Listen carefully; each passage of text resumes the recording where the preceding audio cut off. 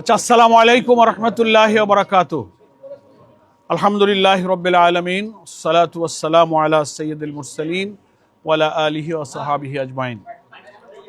সম্মানিত সাংবাদিক বন্ধুগণ, আপনারা সকলেই ইতিমধ্যে অবগত হয়েছেন, বাংলাদেশ জামায়াতে ইসলামীর 7 সদস্যের একটি প্রতিনিধি দল প্রধান নির্বাচন কমিশনার এবং কমিশনারবৃন্দ সংশ্লিষ্ট কর্মকর্তাদের সঙ্গে আমাদের দুপুর 12টায় জাতীয় নির্বাচনকে সুষ্ঠু নিরপেক্ষ গ্রহণ করার প্রয়োজনে কিছু গুরুত্বপূর্ণ বিষয়ে আমাদের নির্ধারিত মিটিং ছিল। এই সভায় আমরা যারা উপস্থিত হয়েছি, আমাদের প্রতিনিধি দলের মধ্যে সহকারী সেক্রেটারি জেনারেল মাওলানা এটিএম মাসুম, সহকারী সেক্রেটারি জেনারেল মাওলানা রফিকুল ইসলাম খান, সহকারী secretary general doctor HM. Hamidur Rahman Azad, আমাদের মতিউর রহমান আকন্দ মিডিয়া সেক্রেটারি এবং প্রচার সেক্রেটারি, আর আছেন আমাদের ঢাকা মহানগরী দক্ষিণের আমির এবং নির্বাহী পরিষদের সদস্য জনাব নুরুল ইসলাম বুলবুল, এবং ঢাকা মহানগরী উত্তরের আমির নির্বাহী পরিষদের সদস্য জননেতা মোহাম্মদ সেলিম উদ্দিন। এই 7 সদস্য আমরা আলোচনায় অংশ নিয়েছি। আমরা লিখিতভাবে প্রধান নির্বাচন কমিশনার বরাবর নির্বাচনকে সুষ্ঠু করার জন্য 18 দফা দাবি সুলিখিতভাবে ওনার কাছে আমরা উপস্থাপন করেছি, এবং 18 দফার সবগুলো বিষয়ই দীর্ঘ সময় ধরে আমরা সেগুলো ব্যাখ্যা বিশ্লেষণ করেছি। প্রধান নির্বাচন কমিশনার এবং তার পক্ষে কমিশনারবৃন্দ আমাদের প্রশ্নের এবং আমাদের দাবিগুলোর ব্যাপারে তারা আরও ক্ল্যারিফিকেশন দিয়েছেন, কি কি পদক্ষেপ তারা নিচ্ছেন, তাদের সামনে কি কি চ্যালেঞ্জ আছে, কি কি টেকনিক্যাল অসুবিধা আছে, আর কি কি সম্ভাবনা আছে, সেগুলো যেমন তুলে ধরেছেন, তেমনি রাজনৈতিক দলগুলোর সহযোগিতার যে প্রয়োজন, বিশেষ করে জামায়াতে ইসলামীর কাছেও তারা সহযোগিতা কামনা করেছেন। এই সব আলোচনাই কিন্তু খুবই খোলামেলা এবং সৌহার্দ্যপূর্ণ আন্তরিক পরিবেশে অনুষ্ঠিত হয়েছে, এবং আমরা ওনাদের আলোচনায় অন্তত আন্তরিকতার দিক থেকে আমরা সন্তুষ্ট যে ওনারা প্রচেষ্টা চালাচ্ছেন এবং প্রচেষ্টা চালাবেন।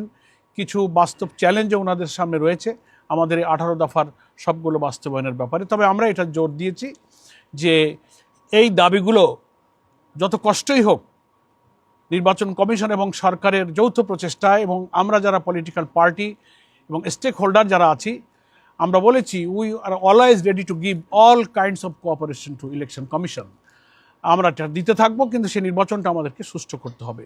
স্পেশালি আমরা 18টা দফার মধ্যে গণভোটকে জাতীয় নির্বাচনের আগে করতে হবে, এবং সেটা আগামী নভেম্বরেই এই নির্বাচনটা সম্পন্ন করতে হবে। কারণ বিস্তারিত ওখানে আমরা ব্যাখ্যা করেছি, সে বিস্তারিত প্রয়োজন নেই এখানে। সংক্ষেপ কথা হলো যে জাতীয় সনদ যে তৈরি হচ্ছে, জুলাই জাতীয় সনদে যে সমস্ত বিদ্যমান রাষ্ট্র কাঠামোকে পরিবর্তন করে যে সংস্কারগুলোর ব্যাপারে আমরা ঐক্যমত হয়েছি, জাতিকে তো সেটা জানতে হবে, জানার পরেই না তারা হা না ভোট দেবে। তো সেটা যদি একই দিনে ভোট হয়, তো ভোটাররা তো জানতে পারলো না। ডিউ টু দ্যাট কজ আমরা বলেছি যে সংস্কার এবং জাতীয় সনদের বিষয়গুলো ইলেকশন কমিশনকে পাবলিক করতে হবে, তারা ওয়েবসাইটে দেবেন, জনগণ জানবে, ভোটাররা সিদ্ধান্ত নেবে, এবং সেটা নভেম্বরই হচ্ছে উপযুক্ত সময়। একই দিনে ভোট হলে নির্বাচন কেন্দ্রে সহিংসতা হতে পারে, 2-4টা কেন্দ্রে ভোট বন্ধ হতে পারে। তো জাতীয় নির্বাচন প্রতীক প্রার্থীর দ্বন্দ্বে ভোট বন্ধ হলে তাহলে গণভোটের দশাটা কী হবে? একই দিনেই তো ভোট হবে, একই কেন্দ্রেই তো হবে, একই ভেন্যুতেই তো হবে, ভোট কাস্টিং কমে যাবে। এই সমস্ত অনেক টেকনিক্যাল প্রবলেম আলোচনা হয়েছে। ওনারা এগুলোর ব্যাপারে ওনারা কোনো নেতিবাচক কথা বলেননি, আমাদের কথা ধৈর্যের সাথে শুনেছেন, আমাদের যৌক্তিকতা কথাগুলো ওনারা বিবেচনায় নিয়ে ওনারা মনে হচ্ছে যে আমাদের কথার প্রতি ওনারা কনভিন্স হয়েছেন। নেক্সট আমরা বলেছি যে খুব দুর্ভাগ্য আমাদের যে গণপ্রজাতন্ত্র আদেশ সম্প্রতি উপদেষ্টা পরিষদে যেটা সংশোধন হয়েছে, তার মধ্যে অন্যতম একটা বিধান হচ্ছে যেটা ইলেকট্রাল প্রসেস যে রিফর্ম কমিশন তারাও সুপারিশ করেছিল, যে প্রত্যেকটি রাজনৈতিক দল তার জন্য নির্ধারিত প্রতীকেই তিনি নির্বাচন করবেন। কিন্তু বাংলাদেশের পলিটিক্যাল কালচারের কারণে জোটবদ্ধ রাজনীতির একটা কালচার রেওয়াজ আমাদের আছে, সেটা করার ক্ষেত্রেও নির্বাচন ব্যবস্থা সংস্কার কমিশন বলেছে যে জোট হতে পারবে, কিন্তু প্রতীক হবে জোটবদ্ধ প্রত্যেক দলের স্ব দলের নির্ধারিত প্রতীকে তাদের ভোট করতে হবে, তার প্রতীক বাদ দিয়ে অন্য কোনো দলের প্রতীকে ভোট করা যাবে না। এটা লাস্ট ইলেকশন যে ইলেকট্রাল প্রসেস যে রিফর্ম কমিশন তারা এই সুপারিশটা করেছে এবং উপদেষ্টা পরিষদে এই সংশোধনটা অনুমোদিত হয়েছে। এটা হওয়ার পরেও আমরা দেখলাম গত সম্ভবত 25 তারিখে একটি দলের পক্ষ থেকে এসে এটাকে আবার সংশোধন করার জন্য বলা হয়েছে, এটাকে আপত্তি জানানো হয়েছে। ইভেন লেভেল প্লেয়িং ফিল্ড লঙ্ঘন করে খুবই দুঃখজনকভাবে একটা তথ্য ওনারাই এখানে প্রকাশ করেছেন। ওনাদের দলে যে প্রতিনিধি এখানে এসেছিলেন 25 তারিখে, মিডিয়াতে এসেছে, আপনারাও হয়তো তার সাক্ষী আছেন। ওনারা বলেছেন যে এই সংশোধনটা পরিবর্তন করতে হবে, আমাদের দাবি মানতে হবে। এটা আমাদের এক নেতার সঙ্গে একজন উপদেষ্টার কথা হয়েছে, একটা জেন্টলম্যান এগ্রিমেন্ট হয়েছে। আমরা খুব বিস্ময়ের সাথে আজকে চিফ কমিশনারকে বলেছি যে লেভেল প্লেয়িং ফিল্ড ভঙ্গ হওয়ার এর চেয়ে আর মানে কি বলবো ন্যাকেট উদাহরণ আর কি হতে পারে, যে এটা একটা কমিশনের সিদ্ধান্ত, উপদেষ্টা পরিষদের সিদ্ধান্ত সংশোধন হয়ে গেছে, তারপরে কি একজন উপদেষ্টা একটা দলের নেতার সাথে জেন্টলম্যান এগ্রিমেন্ট করতে পারে সেটা সংশোধনের ব্যাপারে, যেগুলো এত পলিটিক্যাল পার্টির সাথে জড়িত, জাতির সাথে জড়িত, সুষ্ঠু ভোটের সাথে জড়িত? এটা ওনারা শুনেছেন। আমরা এটার উপরে ঘোর আপত্তি দিয়েছি যে এটা কোনো ক্রমেই সংশোধন করা যাবে না। সংশোধিত যে বিধান আছে সেই বিধানের ভিত্তিতে নির্বাচন হতে হবে। তারপরে সিসি ক্যামেরা বুথগুলোতে স্থাপন করা ওনারা চেষ্টা করছেন। এর অনেক টেকনিক্যাল এবং ফিনান্সিয়াল চ্যালেঞ্জ, সেগুলো ওনারা ফেস করার কলাকৌশল খুঁজছেন এবং আরও অনেক ব্যবস্থাগুলো নিয়ে আমরা আলোচনা করেছি। আইন শৃঙ্খলা পরিস্থিতি এবং লেভেল প্লেয়িং ফিল্ড, আমাদের সকল রাজনৈতিক দল যেন নির্বাচনের মাঠে সমান অধিকার, সমান সুযোগ সুবিধা, যা ইলেকশন কমিশনে, নির্বাচনী আইনে, আরপিওতে যা যা দলের জন্য প্রযোজ্য, সবাই যেন সমানভাবে ভোগ করতে পারবেন, এগুলো আমরা অনেক কথাগুলো তুলে ধরেছি।